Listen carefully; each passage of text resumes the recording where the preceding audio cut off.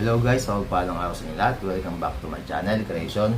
Share lang po ako ng short video dito sa aking ginawang madamot concept na modified rear seat cowl ng aking motor na R15.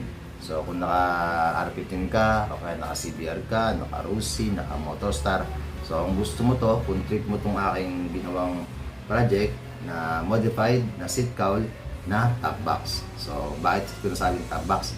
Kasi guys, pwede siyang lagayan ng gamit. Kung mapapansin nyo, meron tong bisagra, stainless yan. Meron siyang susian. So, for safety, para di ba kayo gamit. So, buksan natin. Yun nga lang, itong project ko na modified rear seat cowl na tinawag kong madamot concept kasi pag meron ka nito, hindi ka na mapag-angkas. Kasi syempre naka-fiber. So, kung mag-aangkas ka, tatanggalin mo lang siya ulit. Kumbaga, detachable naman siya. Tanggalin mo siya ulit, ibalik mo yung upuan. So, ito na. Binuksan mo siya. Yan. Ito yung itsura niya guys. Yan. Medyo malaki siya kung tutusin. Ang kasya dito ay isang kapote. Subukan ko na kasi. Isang kapote sa dalawang damit. So ikaw kung ano gusto mong ilagay. So ako kasi ang lalagay ko dito yung kapote ko kasi syempre di ba tulad natin mga rider, di may iwasan na talagang minsan nag-uulan.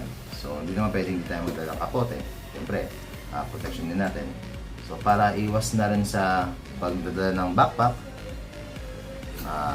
ito ginawa ko. So, depende na lang sa makakita kung ano yung magiging tingin niya, kung mapapangitan ba siya. Kasi medyo tataas lang talaga to.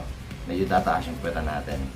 So, pagka natapos naman to, ewan ko lang kung anong kalalabasan, dito natin. So, kung interesado ka, comment ka lang dyan sa aking mga video yung ginawa. Mula umpisa hanggang sa maging ganito to, shinare ko yan guys, medyo mahaba nga lang. So, yun, subaybayan mo. At kung interesado ka, PM mo lang ako sa aking video o kaya message mo ako sa aking Facebook account na Creation. So yun, usap tayo kung interesado ka. So yun lang, at yung aking madamot concept na modified rear seat cowl. So malapit na itong matapos guys. Hindi ko lang alam kung ano magiging itsura. So tara, sisimulan ko na ulit para matapos na. Okay, maraming salamat.